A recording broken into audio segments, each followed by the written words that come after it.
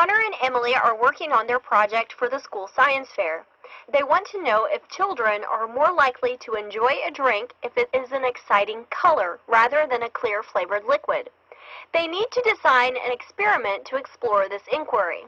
An experimental design is a plan for giving treatments to experimental groups and excluding control groups.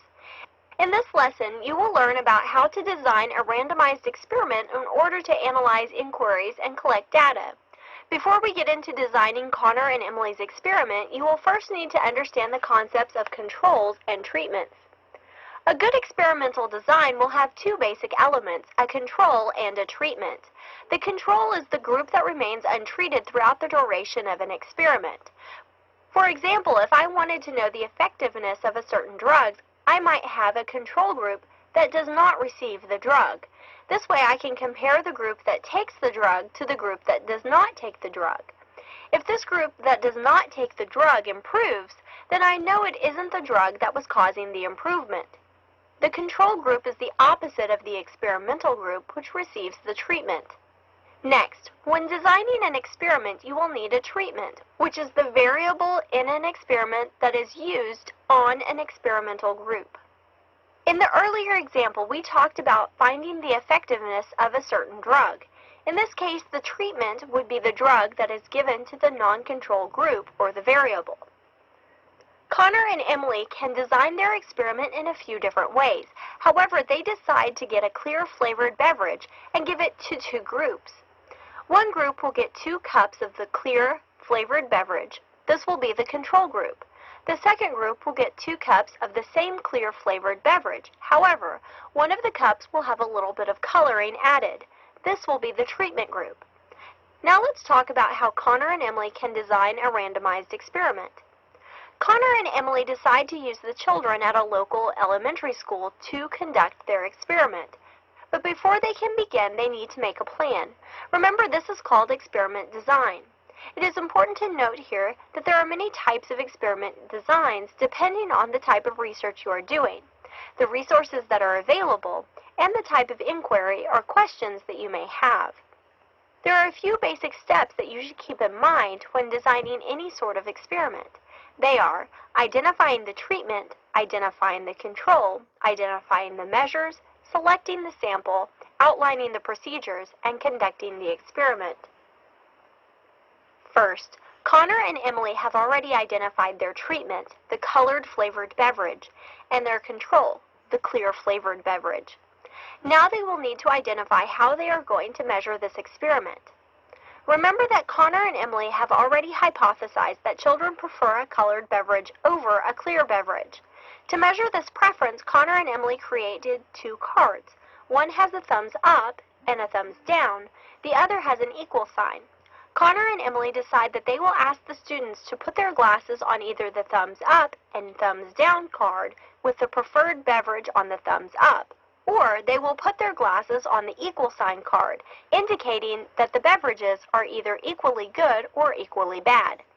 Since they are looking for preference, this will allow them to see which children prefer the colored liquid over the clear, or which children go by taste of the beverage, which will be no different. This is how Connor and Emily will measure the experiment by comparing the number of preferred beverages to the number of disliked and equal beverages. Next, Connor and Emily will have to select their sample. Now, they already know that they are using children from a local elementary school, but they don't have the time or the resources to give beverages to all of the students. This is where the random part of randomized experiment design comes in. Randomness is a good thing. Let's say that Connor and Emily decide to only experiment on the 5th graders. There is a possibility that 5th graders will have a better developed sense of taste and have no problem identifying that all of the liquids are the same. This would cause a problem in the experiment. By making a random selection, Connor and Emily can hope to avoid these problems.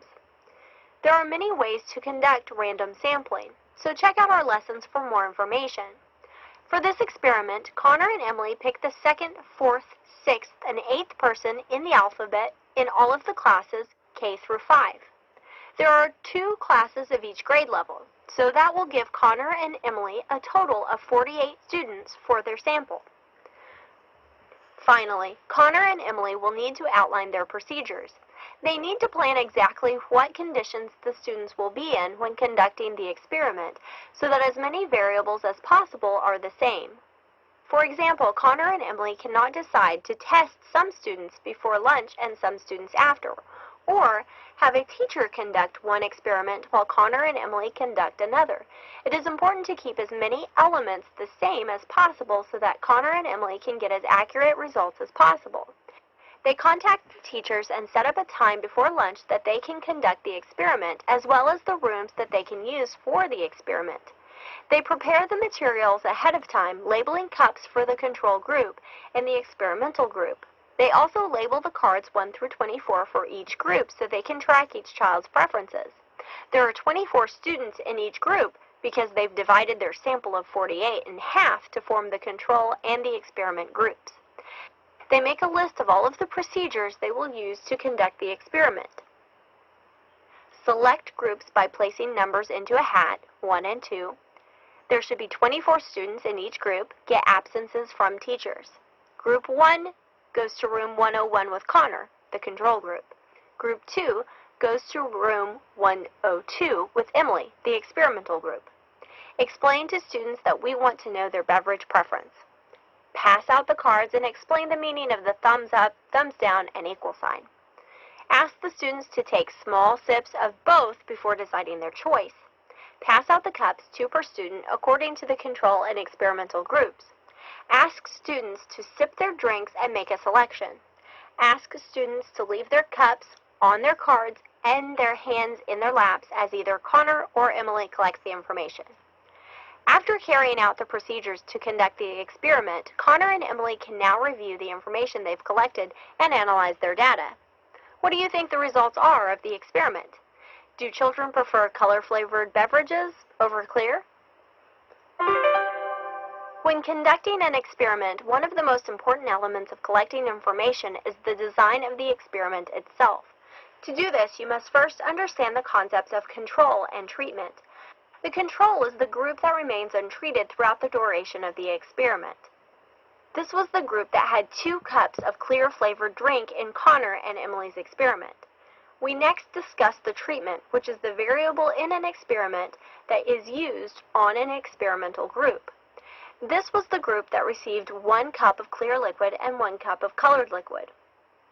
Remember, there are a few basic concepts that you should keep in mind when designing any sort of experiment. They are identifying the treatment, identifying the control, identifying the measures, selecting the sample, outlining the procedures, and conducting the experiment. Keeping these concepts in mind, you will be able to understand research and conduct your own experiments more efficiently. By the way, Connor and Emily did find that the students preferred colored liquids to clear.